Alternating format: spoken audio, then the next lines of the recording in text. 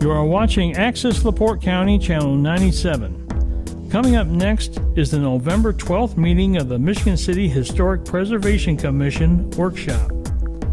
You can find more information for this meeting at www.accesslaportecounty.org.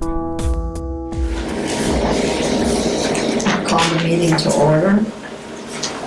Can you do a roll call for us, Larry?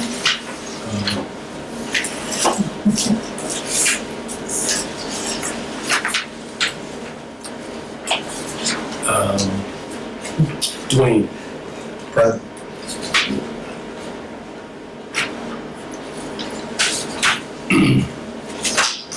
Debbie? I'm sorry, yes, I'm here. Yeah. Here. Joyce. Anthony. This is, that's the ordinance, so if we want to refer to something, Oh, good. we can. Dan. Dan, are you here? Here. Mary. He's calling roll. Oh, I'm sorry. I We're can't just- see or hear. Amy.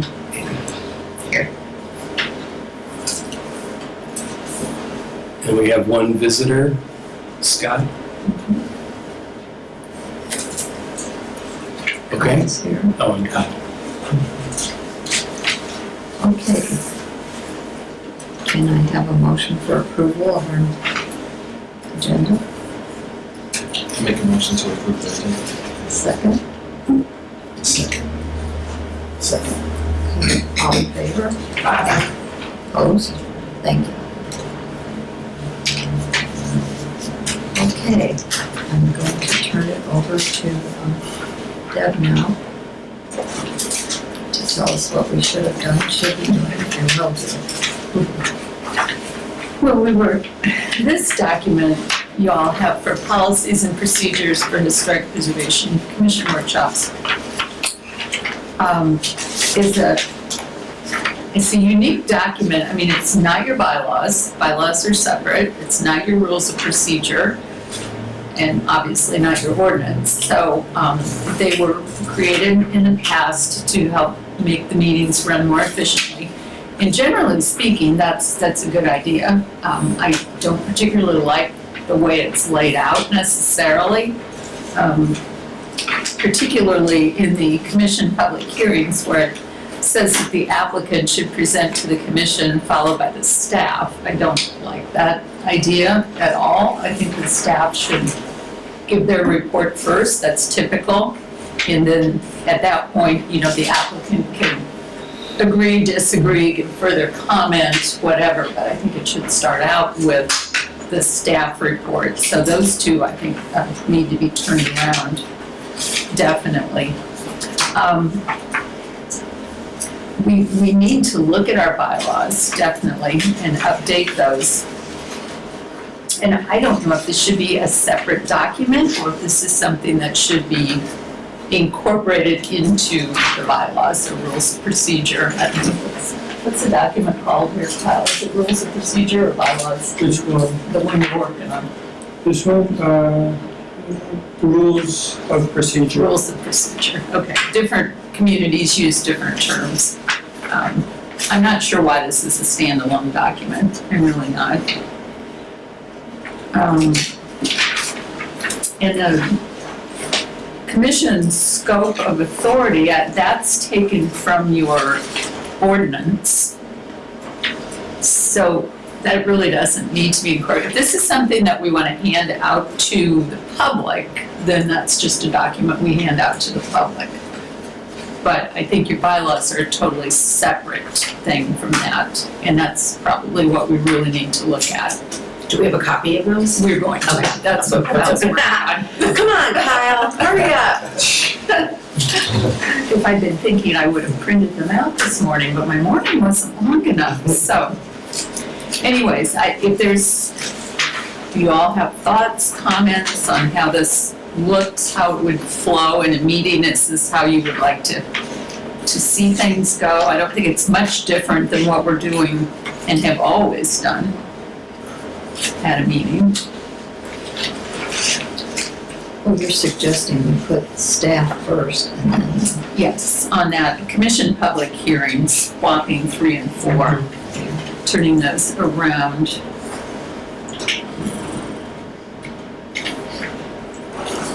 I would also disagree with the up to 10 minutes for rebuttal. Our meetings would last forever. We do not, people must be much more concise than 10 minutes.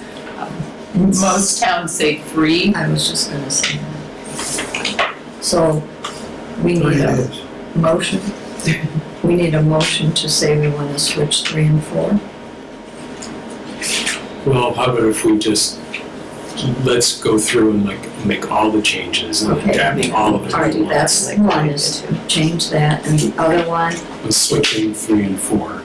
and then the other one on number 8 is to change that to 3 minutes. If I may, I would suggest 5 minutes for an applicant to rebut. I mean, you can be doing more than a single thing, and it's one thing for the public to be limited to 3 minutes, but the actual person who's affected by it, if it's previously been 10, 3 is very limiting for anything of any complication. I think 3 is good. We can extend it. Yeah. But 3 more times, 3 is in print. Number 8 refers to public comment, correct? Yes. No, the applicant may have up to 10 minutes. No, this is the, number 8 is public comment. No, So what, it Applicant.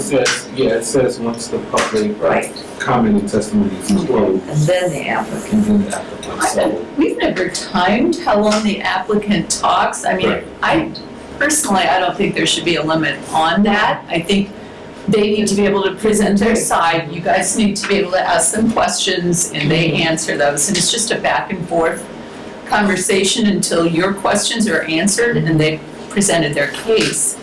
Public comment or anyone speaking to that particular case, which we rarely have, but Right. the public does have that opportunity. If somebody comes to a meeting to speak for or against, that should not go beyond 3 minutes, ever.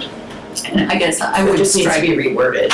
yeah, I would strike the applicant portion entirely and limit public comment to 3 minutes. Makes sense. Are we looking at both commission and the workshop and the public hearing? Well, Are we in the looking at public both? hearing, because in a commission workshop, typically, we don't do public comment. That's for you guys, the public can be there and listen to it, but a workshop by nature is not a public hearing. So it does, I mean, you can do that if you want to, but it is not required. In a public hearing, the opportunity to speak is required, so.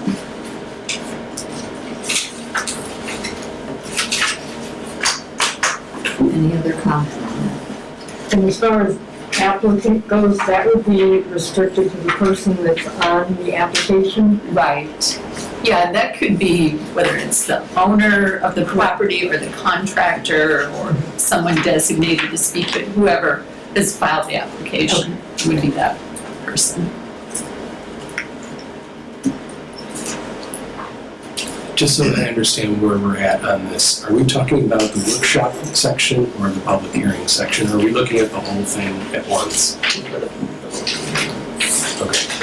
Well, maybe we should just start at the top and work our way down. Yeah. So let's start with the commission workshop. Meetings called to order, that's typical. Staff presents the policies and procedures for the meeting, outlining the public comment rules, so you would need to read that, which you could do that. I'm not sure, there usually isn't an applicant at a workshop. This is a workshop. Right. So We would strike that. I would strike that, that is So not three and four, relevant to a commission workshop. Staff. Same way with 4, that's not relevant. Really, in a workshop, there's, you're usually needing to talk about a specific topic.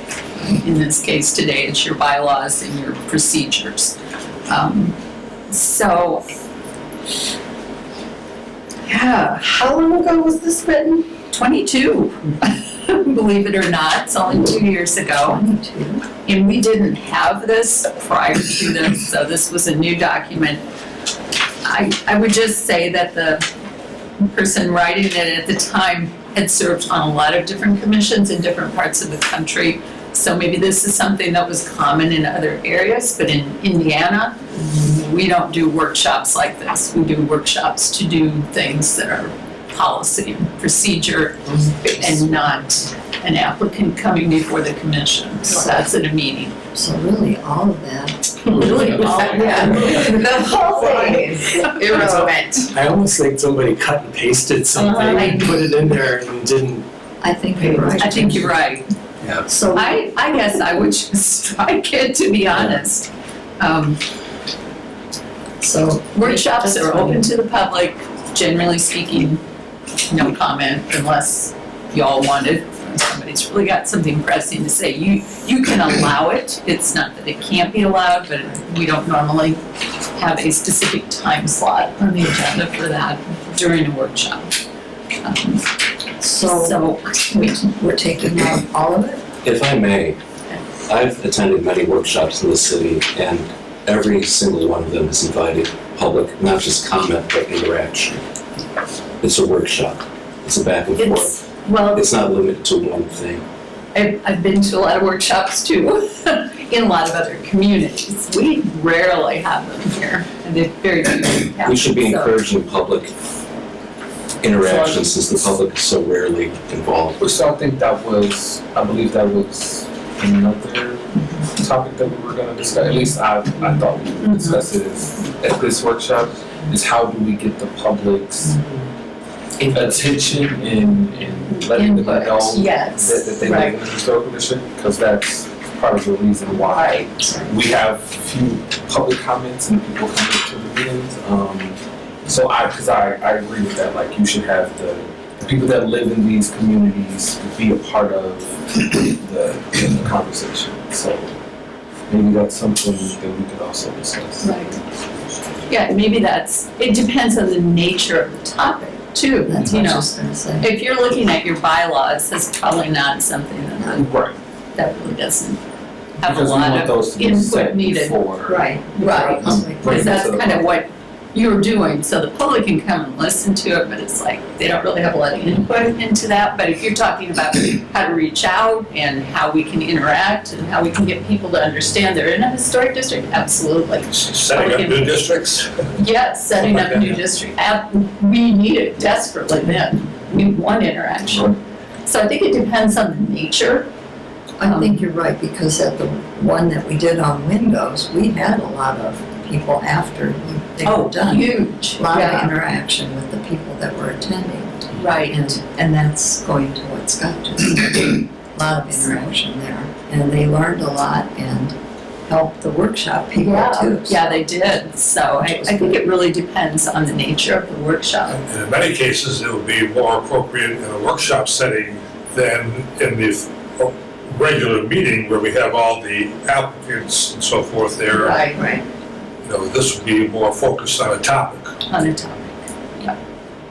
So, I'm not sure that we need a hard and fast workshop procedure because of the very nature of That's what I was working. Because that could work it, as it develops, that then we could maybe revisit that and come up with a set structure on how we, because again, we need the people to come first, so. Right, yes. So I think part of this is just in terminology because a workshop can mean a lot of different things. So a workshop might be like the window workshop where people come in and teach, there's a lot of interaction, talking.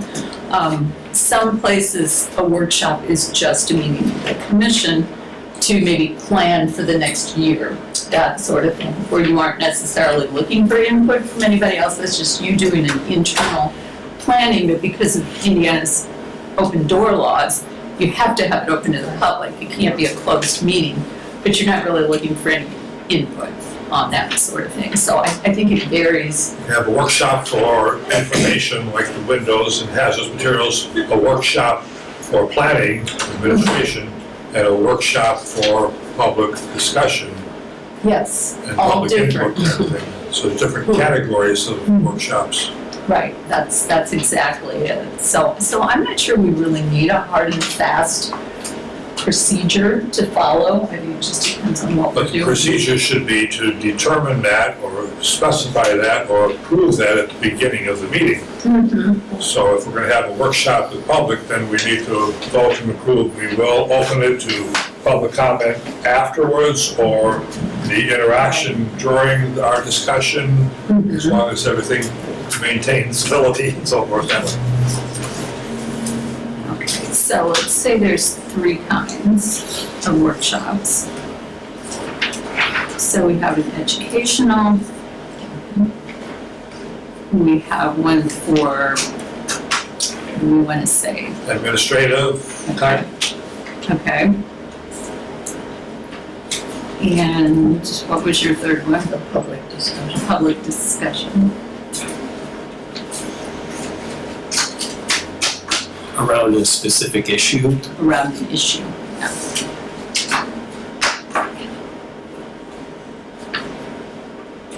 So all of these get advertised in advance and, all of it's the same for that. But as far as public input, in an administrative one, it would be very limited. It would be a specific time probably at the end of the discussion for that.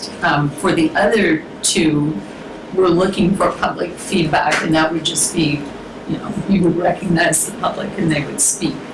So maybe You know, we could his- just limit He's it. been to plan commission meetings, I've been to a lot of a meetings. lot of meetings, and it has a lot of good thoughts and ideas and comments, so we would welcome Right, that. absolutely. So maybe the procedure for a workshop would be to call it to order Mhm. and then present the nature of the workshop in whichever Right. category and outline public comment rules.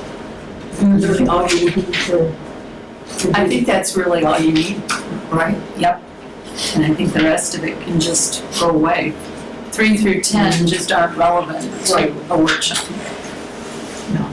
If you're putting the agenda together, then start with the call to order, roll call kind of stuff, and have our statement of purpose like we started doing in regular meetings. This is a statement of policy of conduct and procedures that we can tweak and refine. This is the policy for the plan commission. So we can adapt something like this for our commission here. Mhm. And then determine the nature of public input.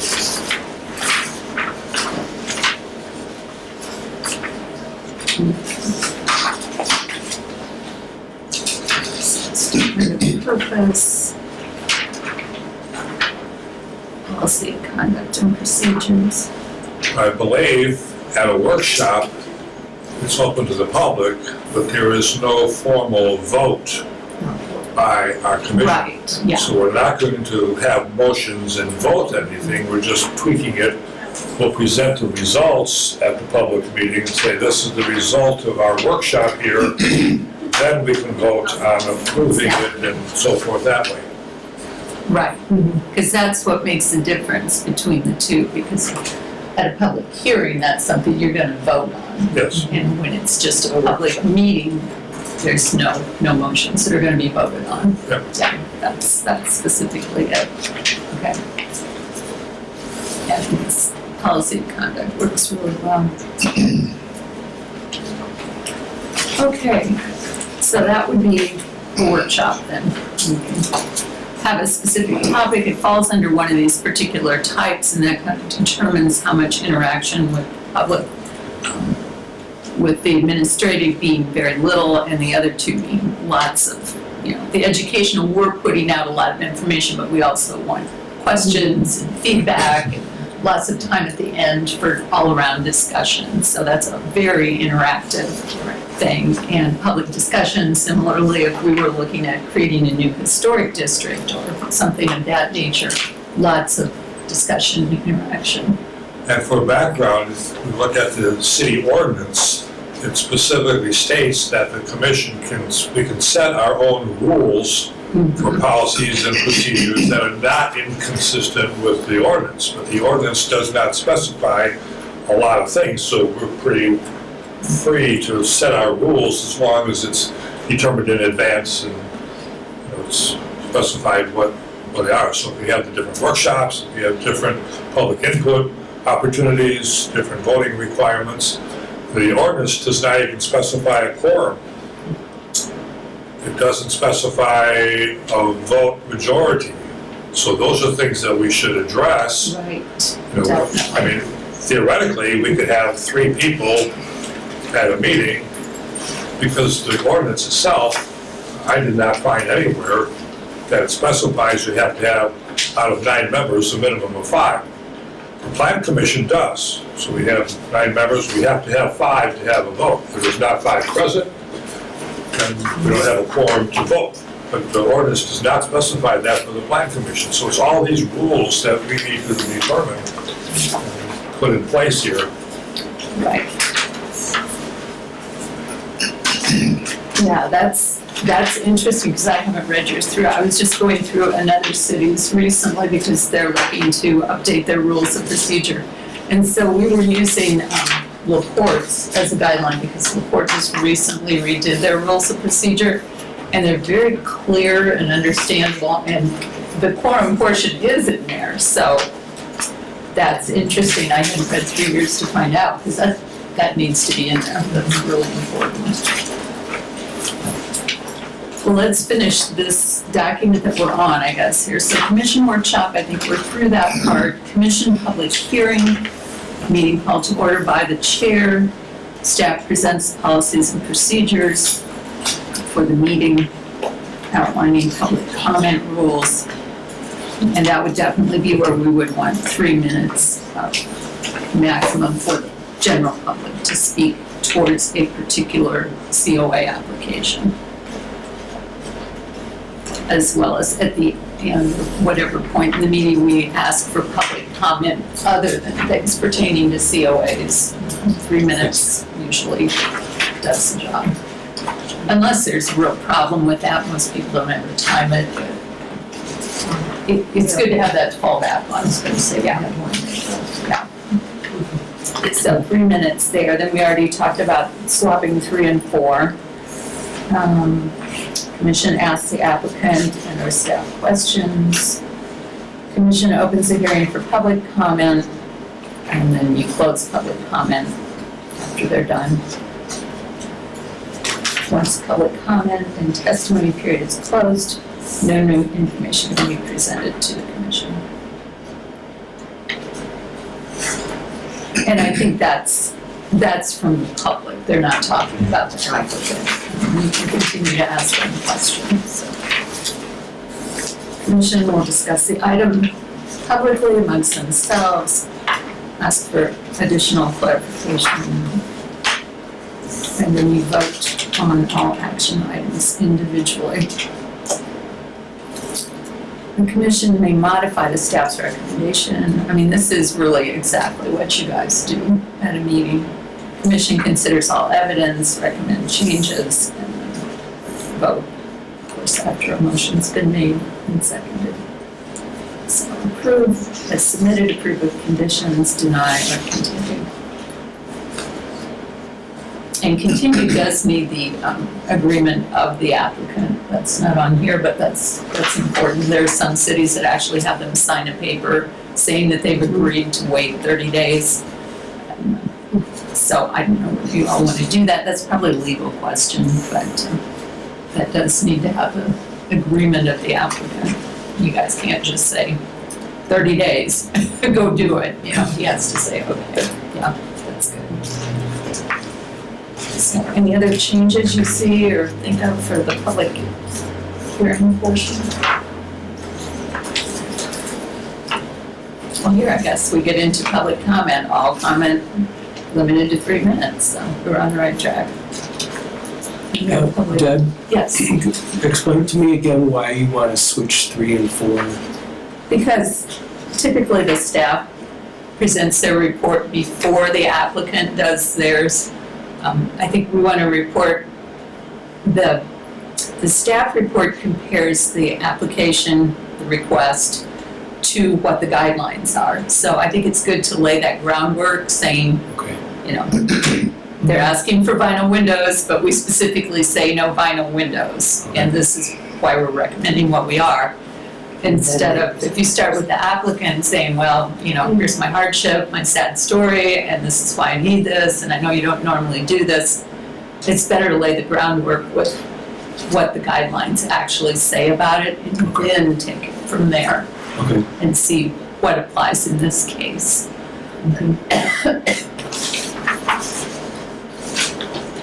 That's what we typically do. I have seen it done the other way, but it just, I think it's better to start with the groundwork of guidelines. So going on to public comment. Oh, real quick. I'm sorry. Sure. Just so I'm clear, on number 8, we are leaving the entire thing, leaving the applicant 2 minutes. I would leave that portion out because the applicant isn't part of public comment. So I don't think that sentence belongs in there. And the applicant shouldn't be limited. As an applicant wearing that hat. Now, when that application is done or voted on, the applicant can be part of the public Right. and make some overall Yes. comments later, but not as, Not as in the that applicant. hearing for that COA. Yeah. Right. Yes. So really, under item 6 is where we should put the time limit then. Yes. So the commission opens the hearing for public comment and testimony limited to 3 minutes. But on the next page, we get to all the rules and regulations for public comment. Okay. All right. So it starts right off saying 3 minutes, which is good. You state their name and address. Members of the public may not share and or stack time for another member of the public. Okay. The public comment must present items in support of, opposition to, or neutral to within the scope of Historic Preservation Commission. I think that's really important because sometimes you have people, maybe there's a general topic that people are really adamant about their opinion on that really isn't relevant to that particular COA. So the comments really need to be focused on that COA or they need to be saved for the public comment portion of the meeting later on. And the jurisdiction of the Right. commission. We don't get into anything other than the exterior review and those kinds of things. That's our jurisdiction. A lot of applicants and comments will get off track for all kinds of other things and Right. stuff like that. So we gotta be aware of what our authority is, our jurisdiction. It's very important. Yep. Chair and meeting moderator reserves the right to end public comment if they're outside of the scope, so you're the referee, Joyce. And you reserve the right to end public comment if substantial comment has been received, so. There comes a point where if it's a very divisive topic and you've got 50 people there, I haven't seen it happen but it can happen, and you're just hearing the same comment over and over and over, there comes a point where this could just be stopped. Or people could just come up and say, hey, I'm Joe Smith from East 10th Street, and I agree with everything that's been said before, and that's it. So we don't have to hear 3 minutes worth from every single person of the same thing. So. Other thoughts on public comment? If we could, to that point, we could specify that there is, to some extent, there is no indefinite or indeterminate right to public comment, so that the chair can cut it off in the chair's discretion if there's repetitive comments. It says that already. And this was success. Under public comment and testimony, the chair reserves the right to end public comment for an item of the agenda if substantial comment has been received. So that's covered. Can we add on there, and will be represented by a lawyer? Sorry.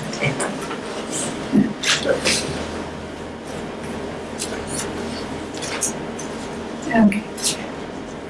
Well, the scope of authority and visual compatibility factors and all that, that comes from your ordinance, and I don't think that needs to be restated here, because it is true, but it's not really something that has to be written out because it's already existing in the ordinance. And then finally, there's a list of things that the commission scope does not include, and that could go on indefinitely. I think the important thing is what it does include, which is the exterior of the buildings. So that's what you're here for. I'm not sure we need to really get into a We lengthy don't have discussion. jurisdiction over the sinks and toilets and bathtubs and washing machines and even the room layouts inside. It's just what we see on the outside, it's visible. Yes. So. Other thoughts on this particular document that we're looking at? One thing is, do we want to specify the difference between like a special meeting versus a normal meeting in something like this? Because we've had special meetings where it's been just about one topic, and then we've also had special meetings where it was really just another meeting, just moved up. That's true, that's true. We've called special meetings meetings to review COAs. We have done it just for a specific property like we did for the building by the train station down here. That was just for that. But then we've had others where it's like, we're gonna review this, and we realize suddenly we've got 6 of them that need to be dealt with, and we've had like a shorter meeting sooner than the typical meeting, or meeting in between our 2 normal meetings. So, Typically, the concept of a special meeting is a regular meeting that's not held on the regular date. okay, So if we have to have another meeting, doesn't in really between matter. the regular meetings, it's just a special meeting, but it's not a workshop like this.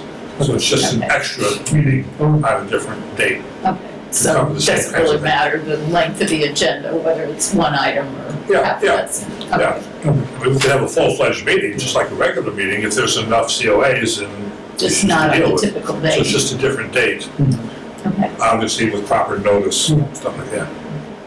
that makes sense. Okay. Well, you've all got the rules of procedure, I think, with the yellow. You don't, we'll share. So this is something that Dan went over a while back when he came to the realization that our rules of procedure called it the review board, and other documents said Historic Preservation Commission, and super confusing. Excuse me. So he went through this document and highlighted a lot of things that he thought we should look at, consider changing. Certainly, I would recommend every single time that it says review board, you want to get rid of that and replace it with Historic Preservation Commission. Or instead of board member, it would be commission member or commissioner. You want to look at that. I think those are important changes. I mean, this document dates back to 1998. And while this was presented at a meeting, I looked through minutes and I cannot find where this was ever approved by everyone. We just talked about it and then it didn't ever get acted on. So that's why I thought it would be a good time to review it today. We're all here and we're not going on until 10 o'clock at night, trying to do it at a meeting. So the first few pages are mostly that. I guess on the second page, it talks about the meetings typically occurring on the 4th Monday at 7 in the mayor's conference room in City Hall, which we no longer meet in, because we don't fit. So I think we want to change that to, It would be the 4th Monday of every month, and it would be in the council chambers. council chambers. Yeah. At Yeah. 6 o'clock. 6 p.m. 6 o'clock. See, I didn't even catch that, because in my world it is 7. It is, you're right, we'll forgive you. Oh my goodness, I know it. So we're never going back to the, We're too big now. okay, we're too big. Really. We've grown. Well, when you have visitors come, True. there's just no room Yeah. there was nowhere for them. Council chambers at City Hall, one review board. regarding the change of name, we mentioned the website too, so if you say they're still working on that, because here's some issues on the I website. mean, we're gonna get a new website Yeah. soon too, but yeah, I mean, these are all changes that are gonna have to be made as well. Okay, so we get to page 5, certificate of appropriateness procedures under new construction. I think looking at what is required for that, the documentation. So we've highlighted photographs, elevations, description of materials, additional supporting materials. I'm not sure what we were thinking of changing. Most of those are necessary documents, particularly elevations. I just got done weeding through a lengthy application that had pages and pages and pages of, building cuts and floor plans, and we don't really need that, but those elevations are huge, and real elevations, not renderings that are a fuzzy, pretty picture, but actual drawings really help you know what is being planned. So how do we word that? Because that's not clear here. Anybody could draw some kind of a sketchy elevation and call it done. And we require more than that. Professional So level. professionally drawn, That's what makes it hard, somebody's I know. adding a deck to the back of their house. They can draw it on a napkin and we probably are going to know enough to approve it, probably. But if it's something that's really visible, it matters, and goodness knows if it's a new building or an addition, it or would like have a to be porch, if they had professional. to rebuild a porch, say. Yes, That of requires course. a lot of detailed information, It does. so. And I don't know that we can require people to hire an architect necessarily, but I think there's a lot of free tools out there that you could use We to, can suggest it, yeah. They They need to be able to convey it in a way that's understandable and very descriptive. But we gotta be careful, these are homeowners, and we don't want them to have to incur expensive professional costs, but still on the other side, they need something in advance, but that's something maybe the staff could review. Presumably, I don't know that we're holding them to the deadline for submissions in every case, because sometimes you get things last minute. We Right. try to accommodate the homeowners, the Right. investors, but if you don't have that information ahead of time for us to see what it is, then you can go back and say, we need something more detailed. So staff could be a kind of a gatekeeper for some of that. But Larry's familiar with, on the plan commission, there's pages of specific requirements for, and Kyle probably too. It's very extensive, filing fees, and it's a very formal process. We're not that formal here necessarily, but we still need some appropriate information, to Larry's point. And that's an additional investment, yes, but in order to get it done right, I think it's a worthy investment to hire a professional to do something. It'll benefit them too. It benefits them, But they're gonna have to have plans if there's construction for, for the city building permits. Right. They have to have that stuff anyway. It also helps the contractor, because it greatly improves how you convey information to them, what they estimate, the materials that they're gonna bid on. There's just an endless stream of beneficial information that comes from having a professionally drawn document for, assuming it's worthy, it's not just a deck, but something that really requires a lot of thought and, because, we have on this thing all these different requirements for, scale and spacing and proportion and materials and textures, and we have all these things required here. And the typical homeowner who doesn't know anything about architecture isn't gonna know how to do that. Right. So I think we need to encourage people, sure, it might cost you an extra couple $1,000s to hire a professional, but in the end, it's gonna benefit you. it's gonna get done right, you're gonna avoid problems, you'll add value to your home. I don't know, Yeah, it would save endless grief. I don't know what we can legally require. I guess that would be the thing. But it does need to be clear and understandable for certain, enough that we know what they're asking for and that you all understand enough to know how to vote. I mean, we can confirm with the city attorney or our new commission attorney, but under the rules, if it's not inconsistent with the ordinance and the ordinance doesn't specify, we can set the rules.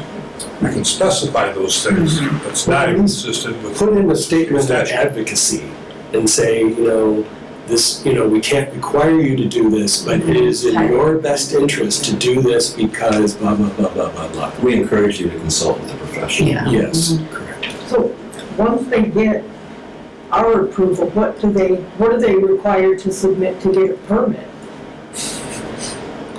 Well, there again, the better the drawing, the easier the permit process. So that's what I'm saying, if we work hand in hand with the permit, the planning, if they've already got that in hand when they come to us, then it just flows through the whole. It typically does. I mean, the better the drawing, typically the more information that's already on the documents. I mean, a lot of the permits that we look at typically are missing information, or it's been literally drawn on a napkin, back of a piece of cardboard. I mean, we have accepted a lot of things, and I think moving forward with the new computer system and everything, the standards are probably going to be higher, just because the process is slowed down when we have to ask a lot of questions. So the more information that is in these documents, the easier it is on everyone.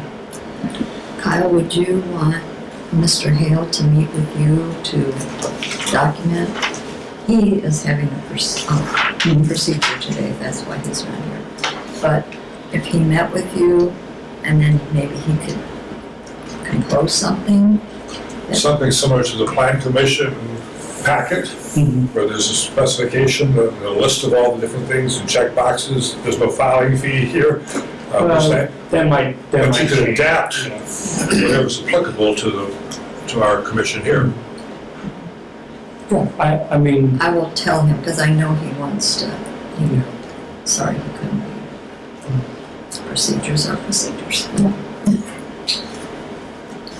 And previously we had discussed, that we would provide a list of Right. professionals, but also maybe we should be pursuing, we had talked about maybe students of architecture at some of the neighboring colleges.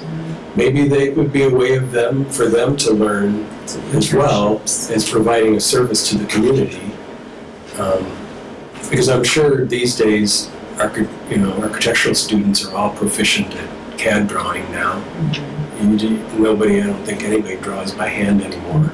So why not let them, I mean, I do. Why not get them on board too? Yeah. And if we could, and maybe we could encourage some of those professionals to do work pro bono too. If somebody is in dire financial straits but has a crumbling front porch, maybe we could hook them up and. That has actually happened here in Michigan City. I know of one case in particular where there was a need and an architect just said, I can't charge this lady, I see the need, I'm gonna just provide the service, and he did the drawing. Great, that's So, nice. Yeah, so I know that can happen, and we can give them a list of architects as well, and let me look into that about connecting with some architecture students, because I think that's a great idea.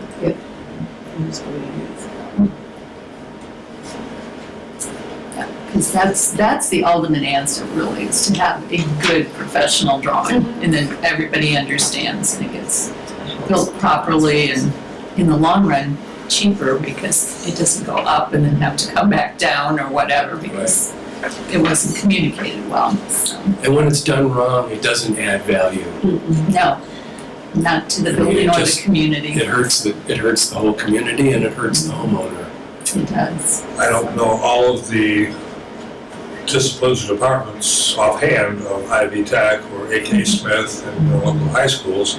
But like you said, there's a lot of applications, programs where people can do it themselves. Right. But we've got some fairly sophisticated, even high school students that would know how to do that kind of stuff. I mean, obviously, you can't seal it off as an architect, they're not in college, but I think there's a lot of high school students that could volunteer to help with some of that kind of stuff, and community service type things. And I know Mayor Angie does a summer paid internship program.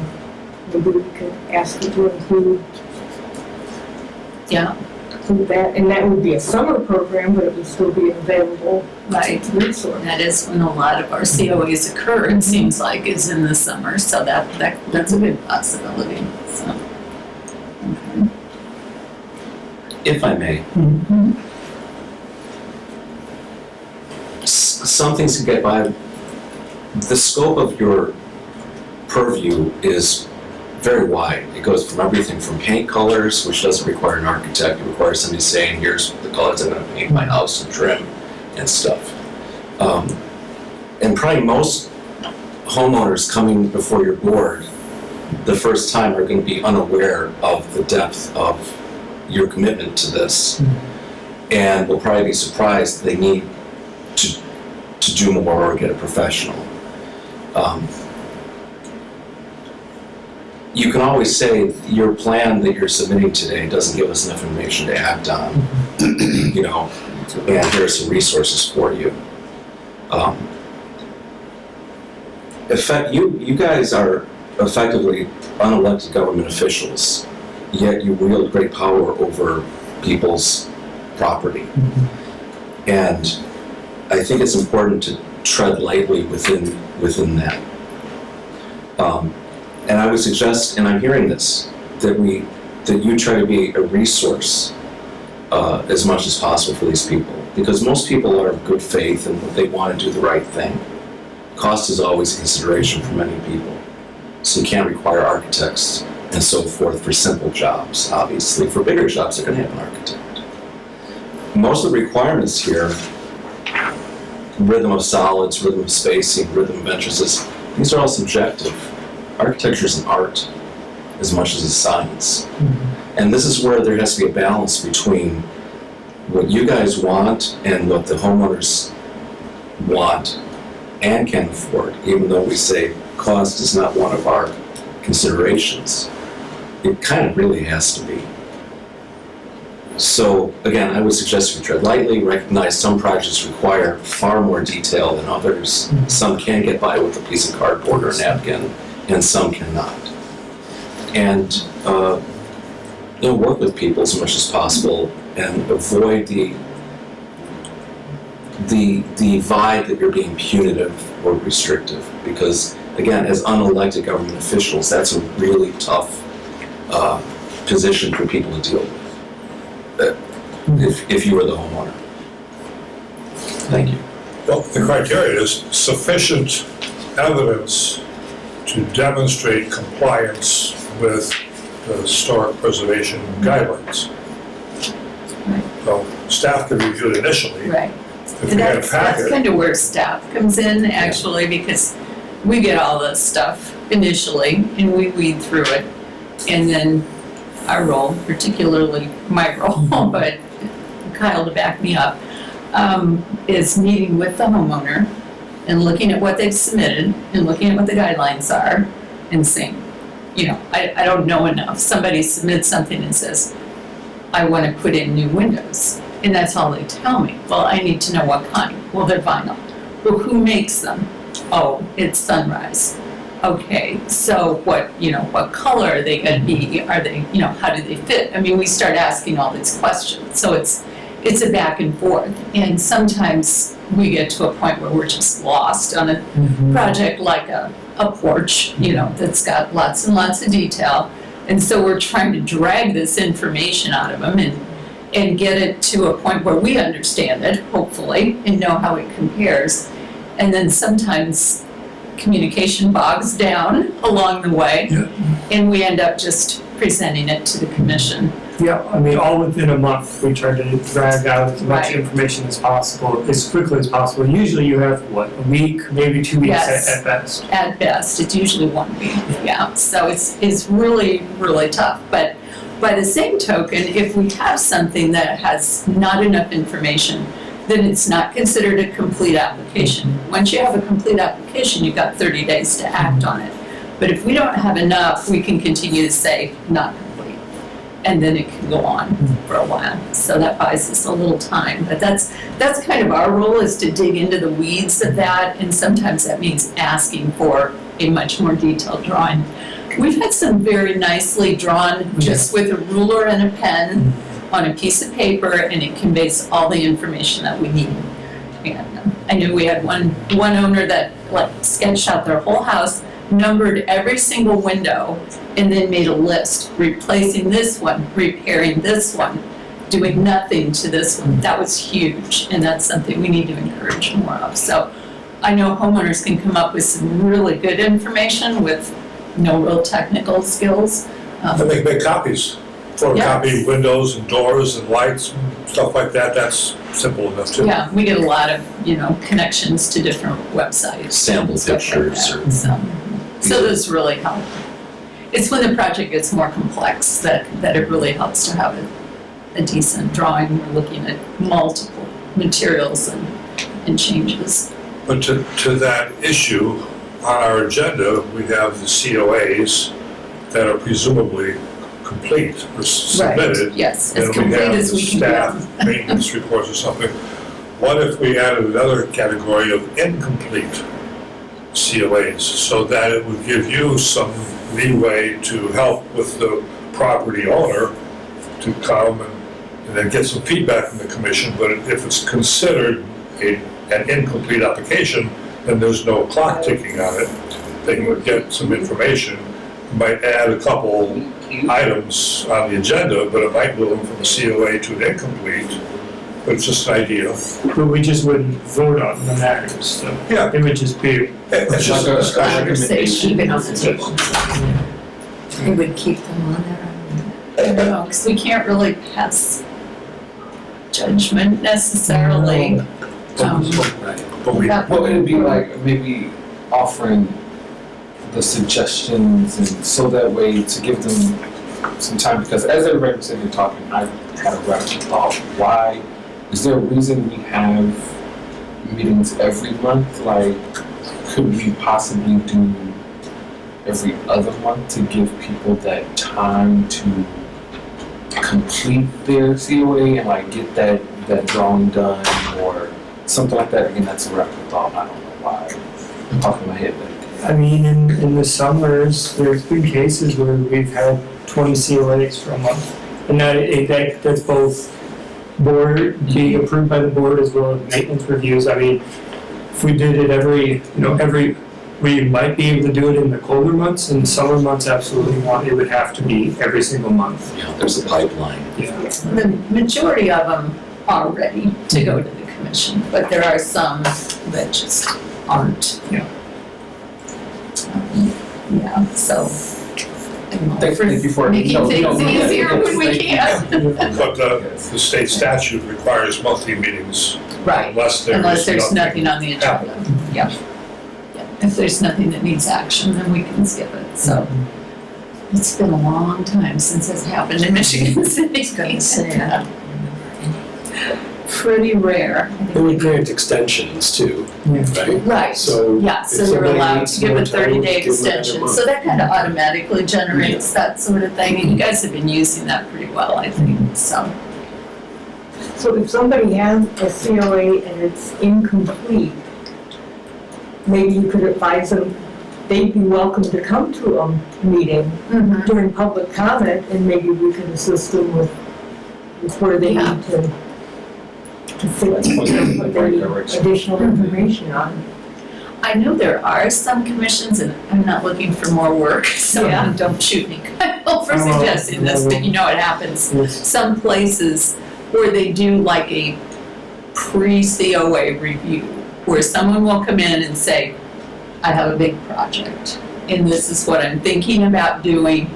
And we've done a little bit of that, but there's places where they have formal period for that during their meeting.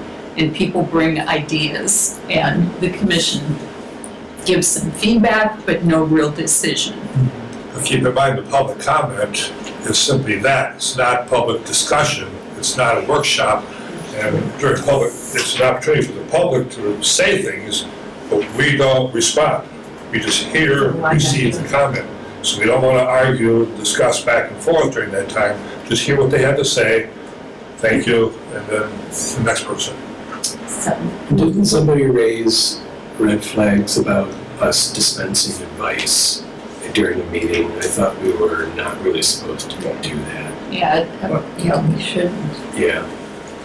you don't want to really get into deep design review. I think one of the most helpful things that I remember happening since I've worked with Michigan City was Leeds Public House, before that building ever came to be on anybody's radar.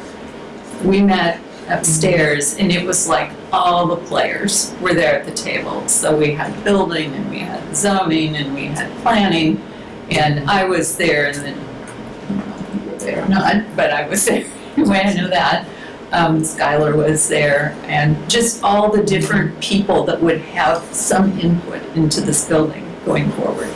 And they presented the big picture, and people could jump in and say, well, I know the commission's never going to approve this, and, you know, the zoning people would be like, well, it's going to have to change in this way or that. You know, there was just a lot of feedback before they even really got deeply into the weeds of drawing the project. So the architect was there, and that sort of meeting was extremely helpful on that type of project. Obviously, you're not going to do that in somebody's house, but we also have commercial buildings here too, and some of those get pretty complicated when you start a major rehab of a commercial building. So I think doing more of that, where we can meet ahead of time and everybody contributes before building plans get really finalized, because sometimes we get a complete set of drawings and then it's like, well, here it is, and it doesn't work with our guidelines, and they put all that time and money into it. If we could have come into the conversation earlier, it would have been a much better thing. How about, it's not really new business, because that's between the commissioners, I guess. Well, new business, but a section in your meetings for new proposals, or where people can say, hey, I'm thinking of painting my house, what do I have to do? It's not exactly public comment, they're making inquiry to get that pre-process started. Yeah, that's the kind of thing I'm talking about, where Right. somebody with a more detailed project than paint, but something, I'm trying to keep yeah. it simple, but Right, where there's an area in your agendas for, right, that's New- the kind of thing I'm talking Yeah. about, yeah. you know, So, could be something to consider. Or maybe even a workshop format, like early in the spring, before people are Yeah. gonna do big projects, and we could get the word out that, hey, we're gonna do a workshop on what you what would you need to do. That would be Where, how really you would need helpful. to start. Yeah, I like that idea. That could fall into the education workshop, educating the public on different I like that. requirements. and stuff like that. We could do 4, we could do seasonal. Yeah, we could do That's a several of those, good, that would be good. number of, because our seasons change. And if they could promote it in the paper or otherwise, then it gets more public attention as to the existence. That's excellent. There is not just with this board or commission, there's a general problem with notifications. I mean, I've been hearing for 11 months we're getting a new website. We have a municipal calendar now. This meeting is not on the municipal calendar, for Our example. meetings are never Never. on the calendar. Which, After as a that. member of the public who's trying to go to meetings, I find very problematic. And I voice this to most places I go. I know it's not really you doing it, but I've also had the mayor saying, hey, we're getting a new website. Hey, we're a year into it. If we have open meetings, they need to be published. You know, we're like a week ahead of time. So there's a general problem with notifications. The more you can do to get the word out. Otherwise, you guys are all wasting your time trying to hold workshops and things, because That's the if people don't know about it, bingo. it's a You lot of just hit the spinning nail on the wheels. head. Nobody wants that. You guys are all volunteers. You're all citizen volunteers. Yeah. You know, your time is valuable and appreciated. but it should be as effective as possible. So, any word on what the website is, Kyle? I have no idea. You're a city man? I am a city man. I wish, no, I would like a new website. I would like a new format. It's just, it's not, it doesn't work. It really doesn't work. It just takes too long on our end. I mean, just to even get the word out, or just the chain of command of me just trying to even get the things I need updated.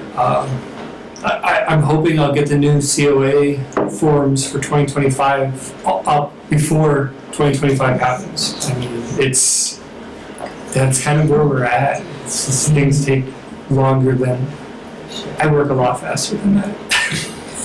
Thank goodness. Yeah, we're grateful. When the staff meets with a new project, do you give them the list of visual compatibility factors? Do we give them the guidelines? Do we give them a link where they go to get it, or how does? Depends on the situation. I mean, sometimes it's just a verbal conversation of what it is. Sometimes if it's where they need to know, like, we can see they do need new windows, for instance.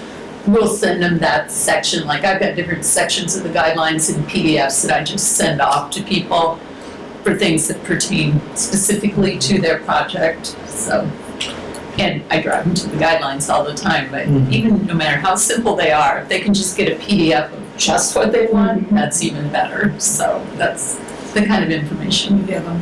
Amy's had contact with the broker that was trying to help at the one time, but if we have that broker or some brokers like that, that want to promote the historic districts and some of these issues, they could do it for their own benefit. I mean, we can't change the website, but they could put links on their website, say, here, if you're in the historic district, here's the 3 historic districts. They could put maps on there. Yes. They could put the visual compatibility factors. They could put a link to the guidelines. They Especially can do the things real, like that on their own. especially the real estate offices located on Franklin Street in the historic district. I think that And they could become almost a subject matter expert. ambassador of, exactly. They To be would able to know. promote that kind of Yep. stuff and build the Expertise. quality of their own Yep. brokerage services. I agree. So we can get some of those brokers doing that, Yeah, that would help apart from the city tremendously. website. They should do it on their own. Shouldn't this board's website have all that same information? It does. We can find it. Especially the new one. The existing one does, but I'm hoping the new one does as well. Yeah, here's the existing one, you can look at this later, but there are links there, in Michigan City and Plan Department. Boards and commissions and Fine boards and stuff. commissions to historic preservation. Not very easy to maneuver though. It's No. not, No, it's not user friendly. It's not. This whole book is on the, Is it? it's in the Yeah. link. I just happen to have it printed so I could have a hard copy of it. But getting back to the public information workshop, maybe we could have some professionals, design people there, bringing examples of what, a schematic sketch looks like, Right. professionally done, and then like how that translates into a finished construction document. So, because I think people need to see what we're talking about when we say professional. And that's a business opportunity for those people. That's how they pick up business. Yeah, sure. Can you help me? And some educators from the university or Ivy Tech or E.K. Smith that could provide some volunteer services for the public, for people. Well, like in a real estate office, they'll have a mortgage person come in Yeah. to present to the office, hopefully to teach and to get business. To the same thing, you guys might reach out to That's what we're gonna try and do. people because it's a chance for them to get business. Yeah. They have to bring the donuts or the bagels. Again, it's getting the word out. We have had workshops, window workshops and other things, but the public doesn't. They don't get No. even if it's on Facebook, it'll be the day after, Right. You'll find out it's the day after, and then you're like, oh, I really wish I would have known that, but it's just the cycle of communication in this. That's coming up in a lot of meetings I go to. Communication It's always is key. the case, it's always the case. You have so many people who are trying to move the city forward in each different direction. And it's like, there's this invisible roadblock where the information just kind of dies. So all this effort is there, the tree board, 3 people go to a meeting. There's no community involvement. I mean, I'm very often the only member of the public. at various meetings I go to. It's just sad. Sad state of affairs. Yeah, it's just Yes. It's just a sad state of affairs. But, so, and I know the mayor is aware of the need, we're changing refuse ordinance. Communication is key. People are gonna be very upset. Because they find out about it when? After it's implemented. Always. Well, it's a challenge because different segments of the community use different forms of communication. Exactly. And until we Yeah. can figure out what the magic sauce is. You don't just put an ad in the newspaper anymore. It's not. Well, and I always crack up when they say, well, we'll put a notice in the water bill. My water bill comes and it goes directly in the shredder because I'm on auto pay. I don't You don't even look at it. I don't get the bill. So, yeah, lots of those. So to your point, can I ask what would you like to see be an effective or how would you like to receive a notification that we have a meeting That is a toughie. every for like do you like are you someone who like me, like I'm the youngest one here, but I do check my mail, I open everything. I would rather get something in the mail versus on my phone because I don't always have my phone. Postal mail or email? Postal mail. Oh, So- nobody does that. You're a classic, you're an old soul, but you're young. So it's like, what would be like I know I'm gonna get I'm gonna look at it, I'm gonna know it, I'm gonna be able to spread the word to my community. How would you like to? I personally found the best resources to be WeFM and Yes. frankly Alco. I mean, they do have that community corner every morning, and very often they don't have anybody. So I'm sure they'd be happy to have you guys, somebody once a month or something, or Maybe they could do like a community calendar spot. well, that's effectively what Drew does. Is but you're right. That how do you get the word out? Because how many people don't listen to the radio? Right. Nobody reads the dispatch. In fact, it's not even called the dispatch anymore. So Facebook, but I guess the youngins aren't doing that anymore. They're Instagramming and Snapchatting and TikToking, of which I'm not a member of any. And some of us seniors don't do any of it. Right. Well, yeah.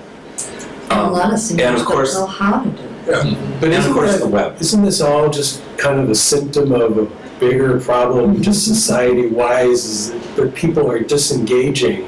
They're like insular and they don't want to know what's going on in the world around them. I don't know how you overcome that. I think Facebook and I don't listen to WIMS, I'm a WeFM person, but those to me would probably be the biggest reach and an effective web page on the website.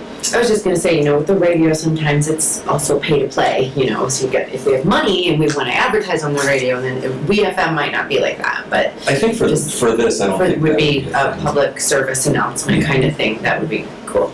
Well, our jurisdiction is within the 3 historic districts Right. here in Michigan City. We have regular meetings, so anybody that's in the district that wants to do anything knows we have a meeting. So if they have some initiative and responsibility, come to a meeting ahead of time and listen, meet some people, contact the staff. I mean, there's ways that they can do it. Shouldn't be that difficult. Given that you have a limited number of addresses that you're responsible for, maybe an annual direct mail, postcard. Well, I don't know. Well, we tried that, and it never went anywhere. Just to the affected addresses. To Somebody build even awareness. actually did a mock-up of a design for it. It's never gone Yeah. anywhere, so. And a lot of them are the owners. The owners and the Don't person that live there Yeah. are not the same, so. When I always sent to wherever the tax bill went, when I did stuff like that.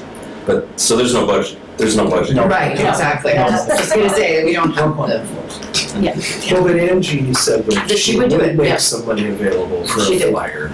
Because what are there, the 3 zones, maybe 15, Maybe 1,000 addresses? if that, yeah. I mean, direct mail, it's 50 cents a piece or something, so it's not huge.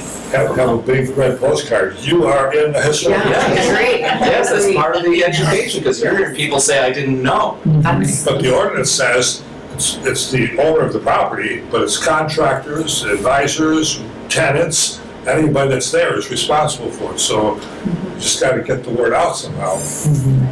It's like every marketing, it's multifaceted. Something that we'll look at more at the next meeting, because I'll have some samples of things that other communities do. So we can look at some of those postcards, mailers, things they do once or twice a year, just to remind people and try to keep it really concise, but We should absolutely do that. we really need to. If you're talking 1,000 We addresses, should absolutely do that. and you can do something for 50 or 60 cents a piece, $500 or $600 is not a heavy lift for this thing.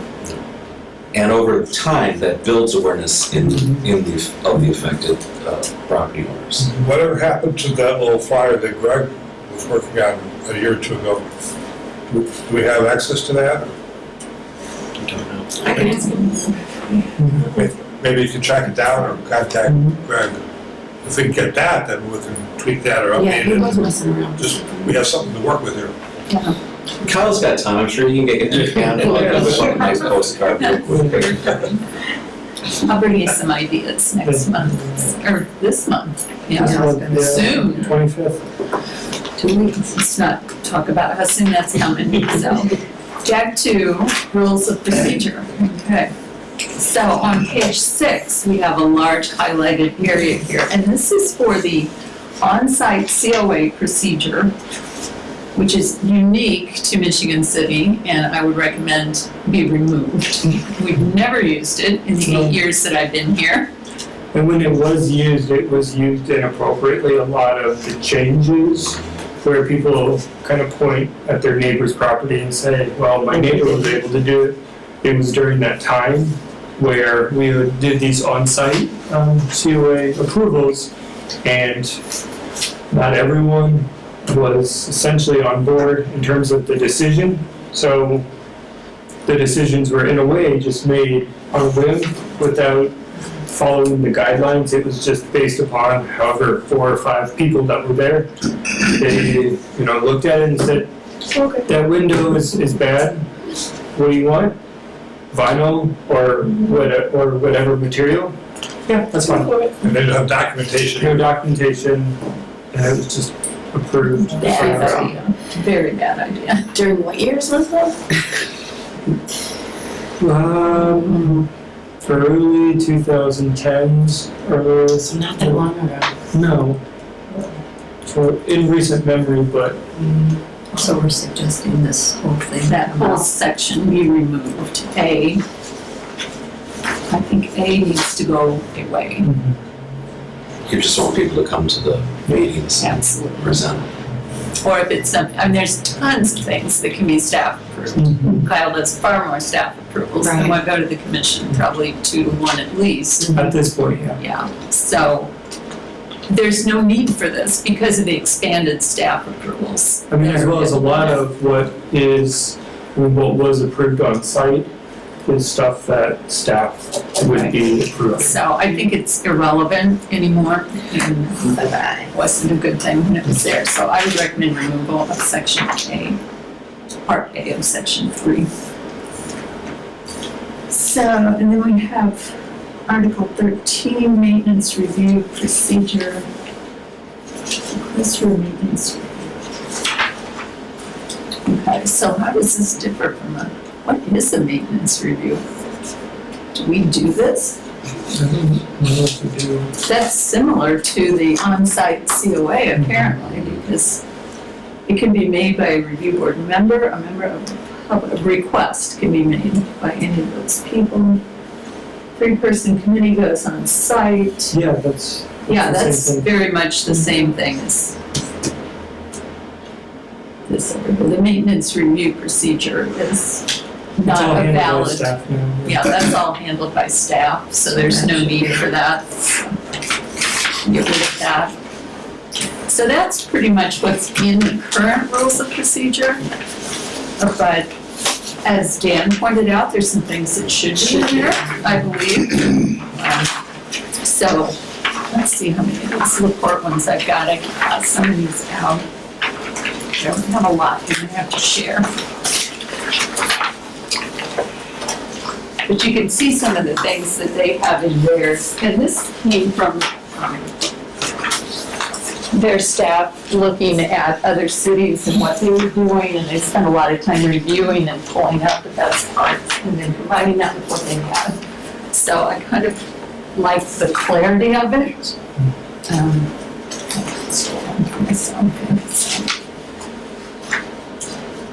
So I think there's some good things in there, particularly the part about quorum. In Article 4, it specifies what quorum is.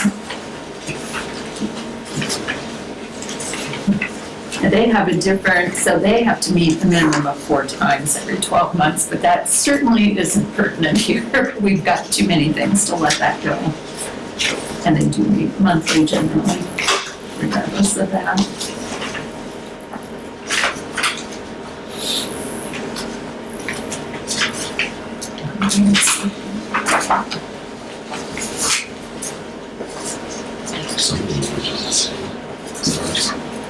So,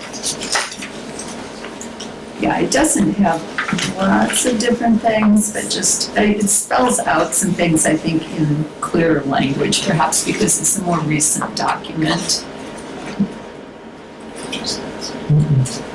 So just something to look at.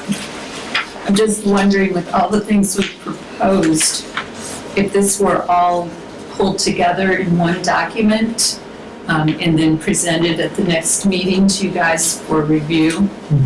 And then we could make any other changes you want to see, and then maybe be able to vote on it in December December or January. or January. Would that be an appropriate path forward? Absolutely. So are you suggesting we just adopt theirs? No. I'm just saying, pulling together what we've talked about today in these different documents, the changes we want to see, and maybe updating a little bit of the language in there just to make it as understandable as we can. We did talk about, I think quorum's a really important thing to include in our rules of procedure. If you want to send me the electronic, like Word document, I Yeah. can look at it. Sure. Okay. I will do that. Right. On your ordinance, a question that I had, and I didn't see where this was different, but maybe it is, because I have various versions of it. De-designation, is that part of your ordinance? I don't believe so. I didn't think so. I couldn't find it. That's a change you all can't make, but you can ask for, because that will have to be approved by council. That is super important. So we really need to adopt that language on de-designation. And whenever we do that, we'll also need to, at that point, we'll probably start the process of doing individual landmarking, Okay, that procedure. that'd be good, because we have had someone approach us already for an individual landmark, so it's something we haven't had before. Outside of the districts? Oh, A single site. Oh, that's a great idea. So we have to have pretty much an entire new process because we've never had that, so it's, and so probably whenever we go to council the first time, we might as well, whatever changes we have in the ordinance that we want to make, probably should make it at that time. Okay. So then it's kind of cohesive and everything is then done. Okay. Yeah, there's some beautiful houses in Edgewood that have been ruined because people don't know what they're doing. And One of them's right on Franklin Street. No. Oh, it's been that way. Well, the one that's boarded up or the one that just has no siding on it? Both, The Winsky House. yeah, both sides of the street. I hate to see what that looks like I inside. pray someone buys it soon. Are you talking about the real modern one? Yeah, I am. Across Yeah. In the my neighborhood. I would love to see that house renovated. It Well, needs- apparently it had a very dramatic, beautiful interior staircase at one point, and then apparently it's been removed. Everything was pretty much. Yeah, it's been gutted. I mean, it was for sale at $4.25 earlier this year, last year, but it was only on the market for a couple of weeks. Without a kitchen and a bath, it's not financeable. It's been lived in though. I can tell you that much. There's plenty of people living in it before. Yeah, there's finally nobody living in it this year. Yeah. Yeah, it's been nice. Yeah, so we need to rescue some of these. Yeah, we do, For sure. and that's a good way to do it, and a single site is generally a fairly easy thing to do. You don't have to get, 150 neighbors in agreement to do a very large area like Elston You Grove need or to- something. Property owner to want it though. Yes, You can't designate it. correct. Yeah, okay. Oh, really? They have to agree to it? Yeah. And that makes it really hard. Well, if they don't, and in South Bend, they do allow this, so they have a locally designated property, single site, the owner did not agree to it. It has been a battle from the word go, because they didn't agree to it. And it's probably going to be demolished, just from neglect. Oh, no. So getting the owner buy-in is 100% recommended. It just. Because it really ties your hands to the property on what you can do with your property. Like the boarded up house on Franklin across from the modern one. I've walked that after it's fire. Yeah. It's essentially unsalvageable. But it stands. It's beautiful from the outside, you can see the potential, but to make it anything but offices, be very difficult.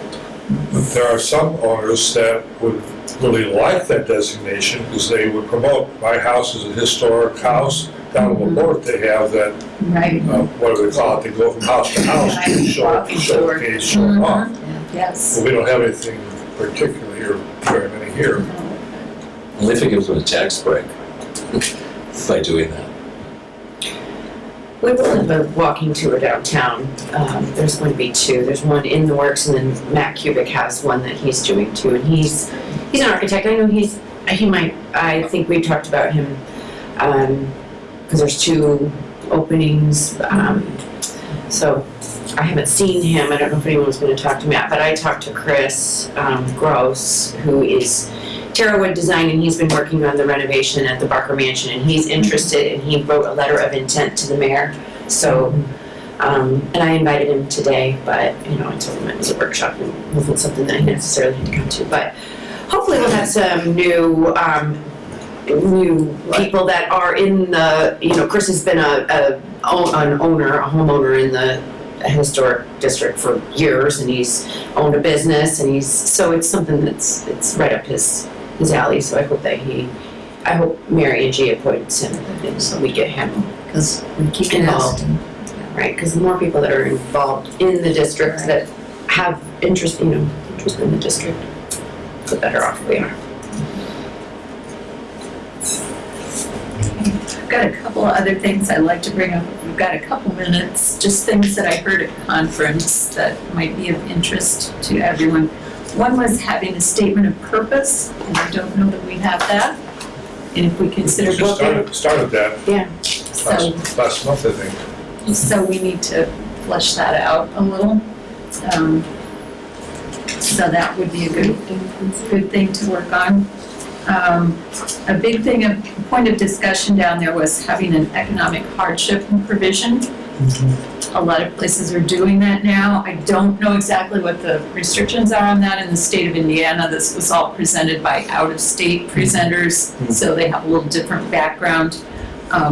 So I need to research that a little and find out more about it, but I think that could be really helpful. And that's a whole separate thing. That isn't just like right when they come with their COA, that's a separate procedure that you go through for that.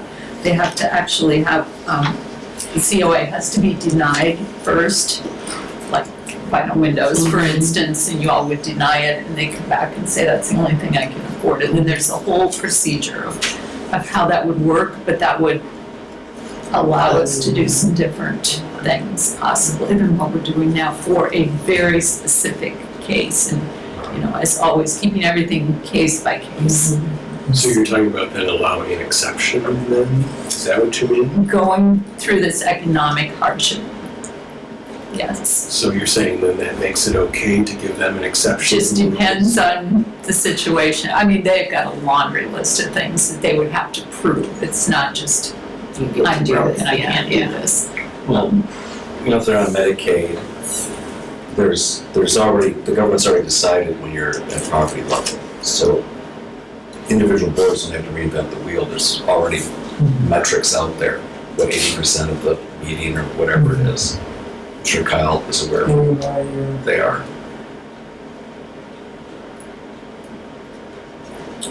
And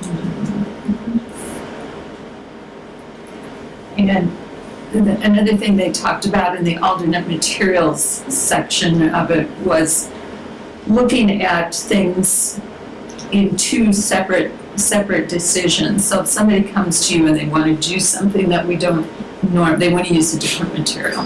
Okay. So looking at two different factors. So the first decision is the condition of whatever's there right now. So looking at things like availability of the material, for instance, that roof that we were looking at on that garage, they don't make that material anymore. Or somebody maybe has asbestos siding, they don't make that material anymore. So that's a condition that you would look at. Are there people that can do the work? Sometimes it's something very detailed and there just aren't artisans, or maybe they're gonna have to come from California or something. So that's something to consider. How durable is the material? So that's where we get into replacing wood with wood. The new wood isn't as durable as the old wood, so maybe it is time to think about an alternate material. Is it a real feature of the house, or is it something that's secondary? So how important is it to the overall character of the house? And whether it's for a new addition, whether you're trying to replicate a missing feature, those are new construction type things. So again, we view new construction materials differently than something that we're replacing. So those are some things to look at. Oh, and is it a code required replacement? So that would be kind of the first part of it. And that comes down to basically three answers. So you look at the condition, you say, no, we're not going to approve this repair. Or you're going to say yes, but you're going to have to replace it with the exact same thing. Or you're going to say yes, but you're going to have to replicate it with an alternative material. So that's kind of the first part of the thought. And then if you decide that it's going to be replaced with something alternate, then it's like, is the material appropriate for what you're asking it to do? So you kind of have to look at both sides of that equation when somebody's coming to you with a new material. Does the condition warrant replacement? And then secondly, is the material that's being proposed appropriate? And they're kind of two separate decisions that you need to make when somebody's coming with alternate materials and not just saying, we'll approve it. So they did make the comment that LP Smart Side is moisture resistant and not moisture proof. So we need to be careful about where all we approve that. And I know I get lags on that, I'm afraid. So that's something we need to think more about. Yeah, they just gave some other material companies that I wasn't aware of. So we've got some new things to look at maybe. So that might be something we'll want to look at in the coming years, reviewing over our guidelines a little bit, and especially in alternate materials, replacement things, and seeing how many of those we want to keep, we want to get rid of some of those, add some new things. So The more we have, the more options we have for the folks living in these districts, the better. it would really help. That's what his whole, it's like, Let's be practical. I mean, it's there's a practical, balance it's there. practicality too, right? Like, even vinyl windows, there's low quality windows, which are hard no, but there's higher quality windows. I replaced my house, I have a nice house, I did high quality vinyl windows, but they're capped, they're aluminum capping, which maybe is not also a thing you guys don't like. So you don't see the vinyl at all from the outside. You know what I mean? Oh, I know exactly It what replicates what was there from the street. I just had that discussion last night with my husband because I was out looking at some houses that we have easements on the exterior, and there's one in particular where they did not wrap the wood, and my boss probably should not listen to this, but we do not recommend wrapping wood Oh, no, with trust me, aluminum, it's true. but they always say, the moisture's gonna get behind and it's gonna rot the wood. But in this particular house, I've been looking at it now for 8 years, they did not, it's just out there, and it's a mess. Had they wrapped it, there would still be something underneath there, it would not be deteriorating like it is, it's really frustrating. They also shouldn't have vinyl sided it, but that happened before we acquired any say over the house. But, you have to think about what's going to make it as durable as you can. And in that case, leaving the wood exposed was not the right Right. choice because it's deteriorating rapidly because they didn't do something with it. If they painted it, maintained it, that would help too, but they want this maintenance free, which there is no such thing, really. So, anyways, those were just some thoughts that they had that I thought were interesting. We'll talk more later about commission outreach and things like that, so. Anybody else have anything they'd like to share?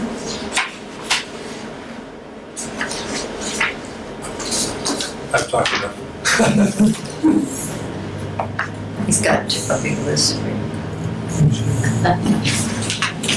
But we only do it because we love you. All right, anybody else have anything else? I guess we're done. Go back to work. Appreciate you all taking time in the middle of the day. I know that's a sacrifice, but We appreciate you. done. I thought I was gonna be here longer. We're gonna do some site visits, but that didn't pan out today. I'll be back next week. Do you guys need a motion to adjourn? Make a motion to adjourn. Do I have a second? I'll second. I guess we're done. Thank you, everyone. So I just got.